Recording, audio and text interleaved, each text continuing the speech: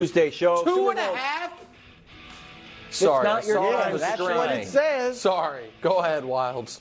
Wow. Look who's the favorite at the Arrowhead Invitational. Why, it's Cincinnati. How can they be? I don't know. They've won 3 in a row, and your quarterback's on one leg. Here's Dr. Andy Reid. He's worked hard in the treatment and is doing okay. He told you guys. I mean, he mentioned it to you that he's going to play. So I mean, that's his mindset, and then we'll just take it day by day and see how he does. You're out for 2 minutes. Penalty box. Greg is here. It'll start to Greg. Oh, wow. Okay. I like that. I like that. Can we up it to 5? 5 minutes? You're out. Greg, do the Bengals deserve to be 2.5-point favorites? Yes.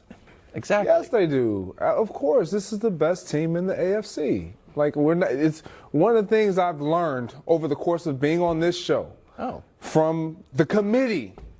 Here we go. It's not about standings. That's true.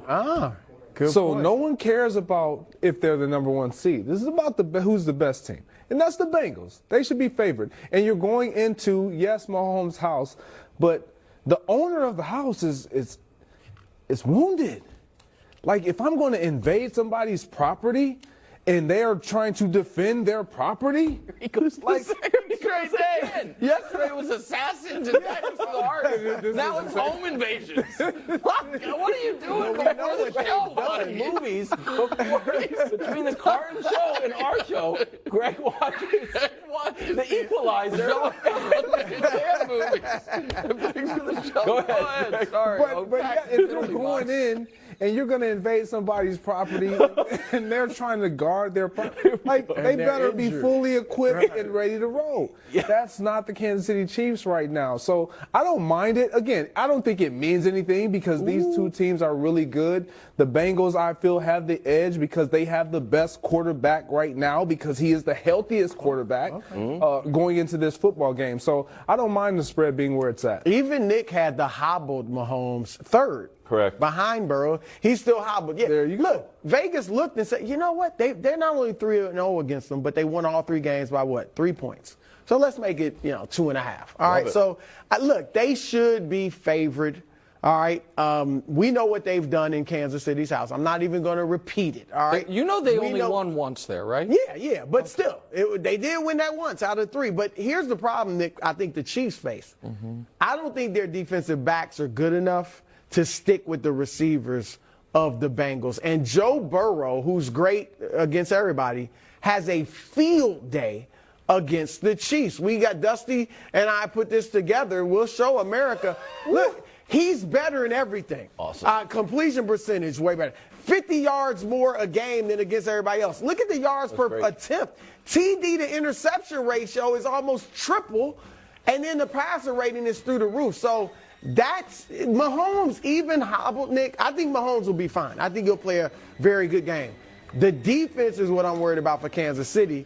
And Joe Burrow, Joe Cool, has a field day against them. You're in. I'm out of the penalty box? Okay. So, I want to play along here.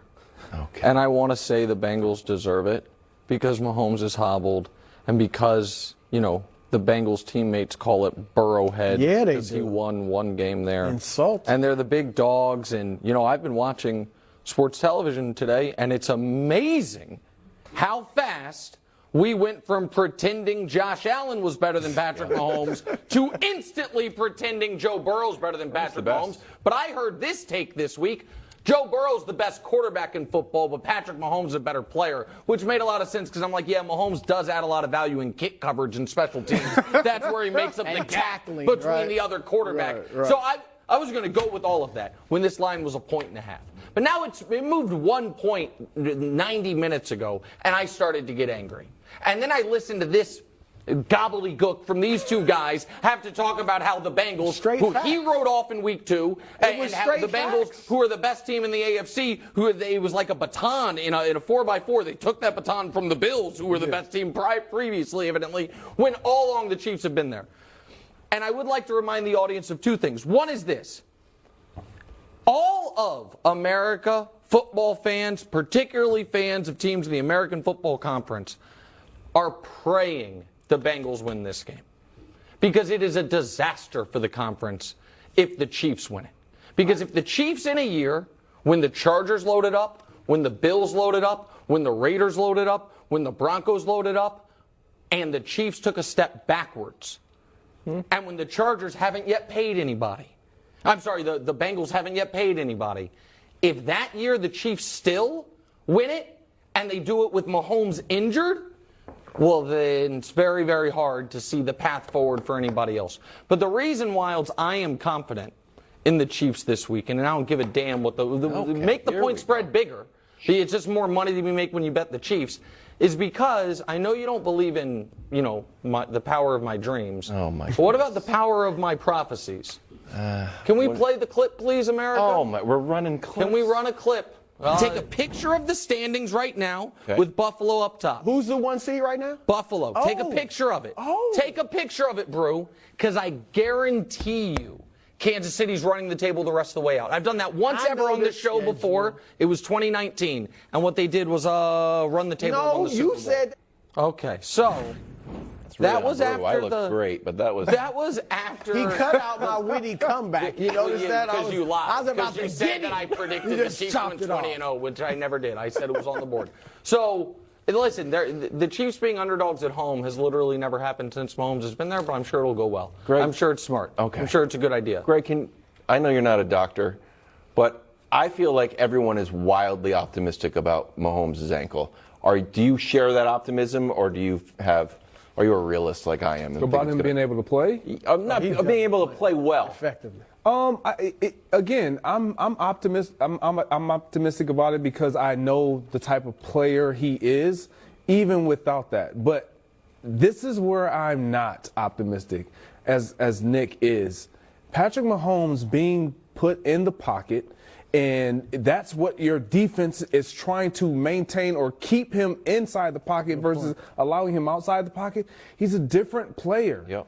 He's a completely different player. Every quarterback, every defense knows if you have a Josh Allen, an Aaron Rodgers, any quarterback that is better outside the pocket that can extend plays, they are taught. Keep them in the pocket. That's where he will be stricken to without them having to do it. And I don't think that people are underreacting to it. The look-ahead line on this game, before when people said if it's Chiefs-Bengals, what's the line? It was Chiefs by 4. Oh, okay. So the line has moved based on what it would. Now, part of that is the Bengals looked so good against Buffalo, but a huge part of that, this is about a 5-point line movement based on, I believe, the ankle being injured. So it's pretty significant. Okay. Eli Apple is back. This guy Dropped a haphazard Twitter stream taking aim at Stephon and the Bills. Here are a couple. I didn't love them. Nick, we're going to start with Greg. You're out of the penalty box, but I just want to talk to Greg instead. Are you good with this? No, and I get it. There's a fine line. Like, everyone kind of talks their bit of trash. Like, it happens. But then you go too far. And my issue, I'm just going to be honest. If Eli Apple was a guy. Thank you. If he was he's not good enough to do this. No, if he was like the reason why this defense is so well He's like the rounded. 27th best player on their team. And that is my, on his irritating. team. I don't even know where we rank Eli Apple. You know what? But he's the first one to talk. Like, you can't do this. Wow. Like, don't do this. There's an NBA comp for this. A guy I know who it is. Oh, no, I'm not going to do that. Give me the jersey. How dare you? This is what it reminds me of. That's real leadership. Right there. That's what it is. I'll handle that. It is that. There But you you go. know You what? take that. I don't have a problem with this guy. Okay. All right? He's not a great player, but he's integral to a team's success a lot of times because he gives them that edge. I'm with you. Eli Apple isn't a great player, but I have no problem with him doing this. That might be one of his roles on this team. That's right. Joe Mixon. Now, Mixon is better than Eli Apple. Way better. I think, yeah, but still, there are certain guys they might be like, yo, that's our hype man. That's our guy that gets us going. So I thought he had some incredibly funny tweets out there. So I got no problem. You got to back it up, though.